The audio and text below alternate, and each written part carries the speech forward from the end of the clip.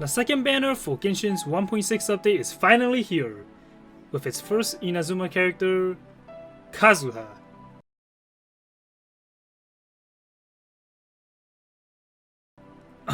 Wait, this Kazuha. For those of you that are still on edge with whether or not you should wish for Kazuha, then hopefully this video can help convince you whether or not you should dump your stockpiled primals, or you can ask your mom to buy some primal gems to wish for him.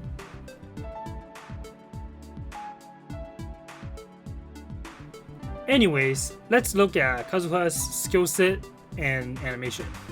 His role is mainly a secondary DPS and support buffer for your main DPS. He can give crowd control, but not as good as Venti. He can buff elemental mastery similar to Sucrose, so he's basically a jack of all trades animal character. We'll go over his basic attacks and skills first. Although he has a good base attack stat, he's mainly a support or sub DPS.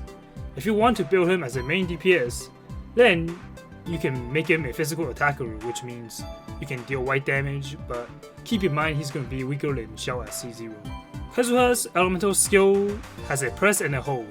The latter deals more damage and has a larger AoE, but longer cooldown. Basically, what it does is it sucks enemies in and yeets Kazuha up in the air. Then you can follow it up with the standard punch attacks that deals animal damage and sucks even more opponents in.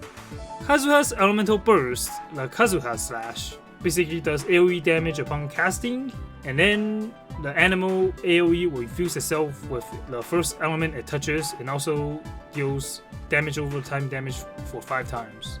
Next, we'll go over his passives.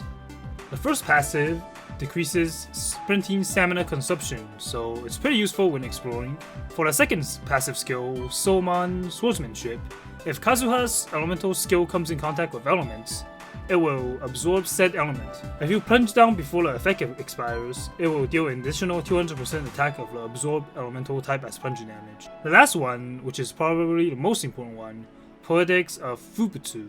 Upon triggering a swirl reaction, Kazuha will grant teammates a 0.04% of his elemental damage bonus to their corresponding element for every point of elemental mastery he has for 8 seconds.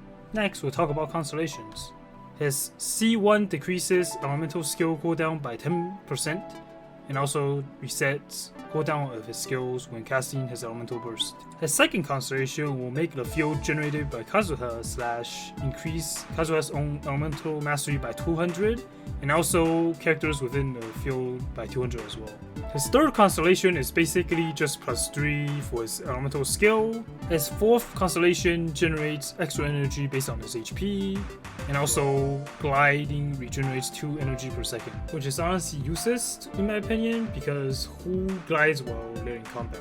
His fifth constellation basically gives him +3 for his elemental burst. Pretty standard stuff. His last constellation, and $1,500 later, he becomes Animal Kuchin. So he basically is able to infuse animal element to his normal attacks and charge attacks for 5 seconds after using either his elemental skill or burst. In addition, it also increases his normal attack, charge attack, and punching attack based on how much elemental mastery he has.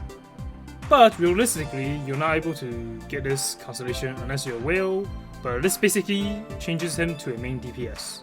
For artifacts, I personally recommend 4-set Viridescent, because this is the most consistent by reducing elemental resistance.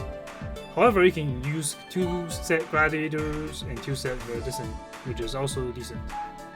For weapons, the free-to-play option is Iron Steam because it is craftable and also has an elemental mastery substat. Featherstoned Desire is also good, but it would be better if you put it on Bennett, which is also on this banner.